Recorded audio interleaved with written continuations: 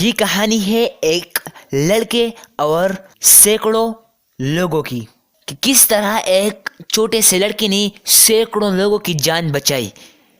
تو چلتے ہیں کہانی کی طرف کہ ایک دفعہ کا ذکر ہے کہ ایک لڑکا دریا کے کنارے بھیڑ بکریاں چرا رہا تھا۔ پاس ہی دریا پر ریل گاڑی کا پل بنا ہوا تھا۔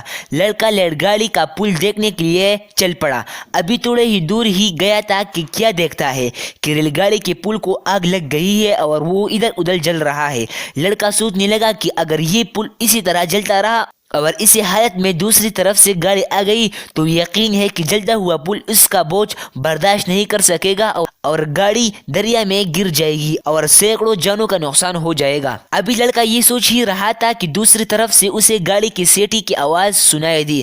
گاڑی فراٹے بڑھتی تیزی سے آ رہی تھی۔ قریب تھا کہ گاڑی بہت آگے آ جائے اور پل سے نیچے گر پڑی، مگر لڑکے نے فوراً اپنی قمیص اتاری اور لہراتا ہوا گاڑی کی طرف تیزی سے دوڑنے لگا۔ گاڑی اپنی پوری رفتار سے آ رہی تھی۔ لڑکا گاڑی سے ٹکرایا اور ٹکڑے ٹکڑے ہو گیا۔ ڈرائیور نے گاڑی کو روکنے کی کوشش کی کہ چنانچہ چند قدم کے فاصلے پر گاڑی رک گئی۔ ڈرائیور نے گاڑی سے اتر کر دیکھا تو پل کو جلتے ہوئے پایا۔ وہ بہت جلد حقیقت سے آگاہ ہو گیا۔ دیکھتے ہی دیکھتے یہ خبر جنگل کی آگ کی طرح گاڑی کے ایک سر سے دوسرے سر تک پھیل گئی۔ سب لوگوں نے بے ساختہ اس کی بہادری کی تعریف کی کہ لڑکے نے اپنی جان پر کھیل کر سینکڑوں انسانوں کی جان بچائی۔